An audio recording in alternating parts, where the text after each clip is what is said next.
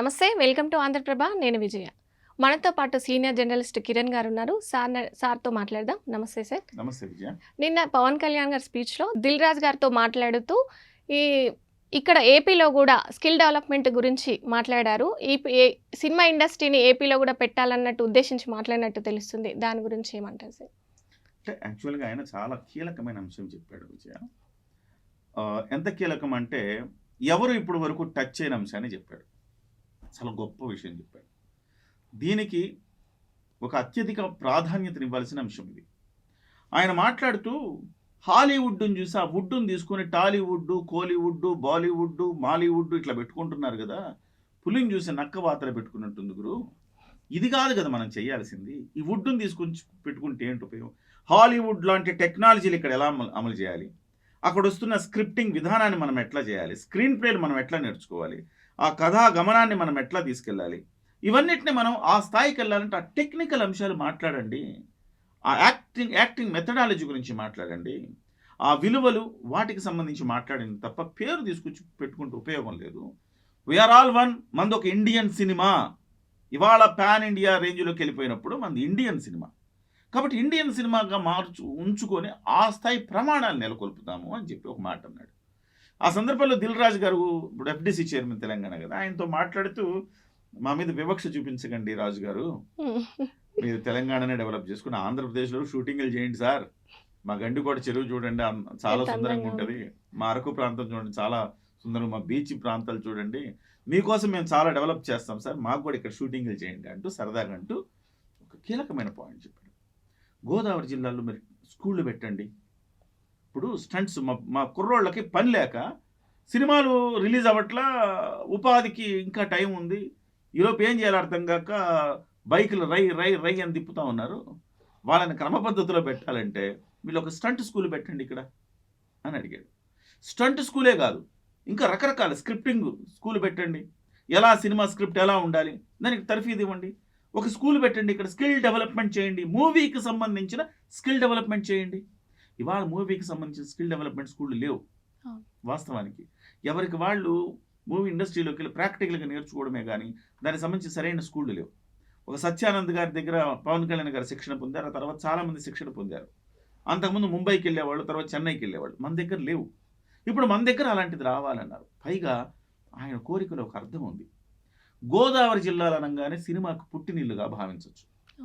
ఎందుకంటే దాసరి నారాయణరావు గారి దగ్గర నుంచి కోడి రామకృష్ణ గారు కానీ, అల్లు రామలింగయ్య గారు కానీ, మెగాస్టార్ చిరంజీవి గారు కానీ, మొగల్తూరు మొనగాడు ఆయనవరు కృష్ణరాజు గారు కానివ్వండి, ఇప్పుడున్న ప్రభాస్ గారు కానీ, వాళ్ళందరూ ప్రాంతాలే గోదావరి జిల్లాలే. గోదావరి జిల్లాల్లో సినిమా అంటే ఒక ప్రాణం, వాళ్ళ సంస్కృతిలో భాగం సినిమా. అందుకోసం అంత ఎక్కువ మంది నటీనటులు, టెక్నీషియన్స్ అందరూ గోదావరి జిల్లాల నుంచి వస్తారు. అలాంటి చోట్ల ఒక స్కూల్ ఉంటే ఎంత బాగుంటుంది. చాలా గొప్ప అంశం కదా. ఫ్యూచర్లో ఫిలిం ఇండస్ట్రీ ఏపీలో ఇండస్ట్రీ గురించి మాట్లాడలేదు విజయ. ఇండస్ట్రీ ఏపీకి రమ్మని కదా ఆయన ఉద్దేశం. ఇండస్ట్రీ తరలిపోవడం అనేది చాలా పెద్ద అంశం. ఇంకా ఇండస్ట్రీ ఎక్కడికి తరలిపోదు. హైదరాబాదే ఇండస్ట్రీకి వేదిక. మనం ప్రతి సందర్భంలో తెలంగాణ గవర్నమెంట్ ఒక మాట అనగానే ఇండస్ట్రీ, వాళ్ళు ఒక మాట అనగానే ఇండస్ట్రీ తరలిపోదు. అంతకుముందు ఇండస్ట్రీ ఎందుకు తరలి వచ్చింది? తమిళ లాంగ్వేజ్లో మనం ఎందుకు సినిమా, మనం తెలుగు సినిమా, మనం తమిళనాడులో షూటింగ్లు ఎందుకు తీసుకోవాలి, తెలుగులో ఆట తీసుకుందాం. అందుకోసం భాషాభిమానంతో ఇక్కడికి వచ్చేసారు. ఇవాళ ఇక్కడి నుంచి అలిగి ఇండస్ట్రీ ఏపీకి వెళ్ళింది అనుకో, ఏపీలో తీసిన సినిమాలు మేమెందుకు చూడాలని తెలంగాణ వాళ్ళు అన్నారనుకో, అది మహా చిరాకు, మళ్ళీ ఇంకొక పెద్ద పంచాయతీ అయింది. అలాంటి పంచాయతీలు జరగవు, ఆస్కారం లేదు. We are all one. మనంతా తెలుగు వాళ్ళం. హైదరాబాద్ అయినా మనదే, మనమంతా భారతీయులు ఇంకా చెప్పాలి అంటే. బట్ లాంగ్వేజ్ పరంగా మనమంతా ఒకటి. కాబట్టి ఇండస్ట్రీ తరలి రమ్మని కాదు ఆయన.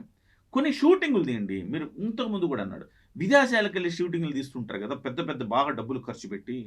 ఎందుకయ్యా రండి, ఇక్కడికి రండి, మా దగ్గర లొకేషన్స్ ఉన్నాయి కదా, తీయండి. ఇక్కడ వాళ్ళకి ఉపాధి అవకాశాలు ఇవ్వండి. ఒక ఫైటింగ్ సన్నివేశం ఉందనుకోండి, 50 మంది కావాలి, చుట్టూ జనం గుమిగూడు ఉన్న సీన్ కావాలి, ఇక్కడికి రండి, ఇక్కడ వాళ్ళని వాడుకోండి, జూనియర్ ఆర్టిస్టులకు వాడుకోండి, ఇక్కడ వాళ్ళని రోజుకి ఎంతో కొంత ఉపాధి ఇవ్వండి వాళ్ళకి. సో ఇక్కడ మీరు తీయంగానే మాకు ట్యాక్స్ డబ్బులు వస్తాయి, రెంట్లు వస్తాయి. ఎర్రదెబ్బలు మీరు తీసారనుకోండి, అక్కడ దానికి సంబంధించి అక్కడ తీస్తే ఋషికొండ ఆ పరిసర ప్రాంతాలు చాలా అందంగా ఉంటాయి. ఆడ తీసి గవర్నమెంట్కి ఎంతో కొంత రెంట్ పే చేస్తారుగా, అవును. మాకు డబ్బులు వస్తాయి, మా వాళ్ళకి ఉపాధి కలుగుతుంది, ఇక్కడ రెవెన్యూ జనరేట్ అవుద్ది అనేసి ఆయన అన్నాడు. సో అది ఇండస్ట్రీ తరలి రావటం అంటే అక్కడ డెవలప్మెంట్ ఏమైనా చేస్తారంటారా? ఇప్పుడు అమరావతి డెవలప్మెంట్ జరుగుతుంది సార్. డెఫినెట్గా సినిమాకి కావాల్సిన డెవలప్మెంట్లు ఏం కావాలంటే ఫిల్మ్ సిటీ లాంటిది కావాలి. అది త్వరలో ఫిల్మ్ సిటీ నిర్మాణం కూడా చేసే ఒక ప్రయత్నం జరుగుతూ ఉంది. కానీ మీకు బీచ్ కావాలంటే హైదరాబాద్లో ఎక్కడ దొరుకుతుంది? తెలంగాణలో దొరుకుతుంది, దొరకదు. విశాఖపట్నం వెళ్ళాల్సిందే, లేదు ఆ కోస్టల్ బెల్ట్కి ఎక్కడికి వెళ్ళి తీసుకోవాల్సిందే, బీచ్ సన్నివేశాలు కానీ అక్కడ అద్భుతమైన సుందర దృశ్యాలు. ఇప్పుడు మీకు పుష్ప సినిమా తీయాలి, ఎక్కడికి వెళ్ళి తీయాలి? అడవుల్లోకి వెళ్ళి తీయాలి. అడవుల్లో అంటే అక్కడ అడవులు, తలకోన లాంటి చోట్ల చాలా మంచి దృశ్యాలు ఉంటాయి. అంటే ప్రకృతి రమణీయ దృశ్యాలు ఉన్నాయి, ఇక్కడికి రండి, ఇక్కడ ప్రోత్సహించండి, ఇక్కడ తీసుకోండి అని చెప్పడం అన్నమాట. అంతే తప్ప దాన్ని ఇండస్ట్రీ రమ్మని కాదు. ఇంకోటి ఏంటంటే ఆయన గొప్ప ప్రపోజల్ పెట్టారు. ఆ ప్రపోజల్ ఇండస్ట్రీ ఆలోచించాలి. గోదావరి జిల్లాల నుంచి వచ్చిన అనేక మంది ఉద్దండులకి వాళ్ళకొక ఏమంటారు, వాళ్ళకొక నీరాజనంగా అక్కడ ఒక ఫిల్మ్ స్కూల్ ఒకటి పెట్టి ఇట్లా స్కిల్ డెవలప్మెంట్ పెడితే గొప్ప ఆలోచన అని చెప్పవచ్చు. Thank you sir. నమస్తే.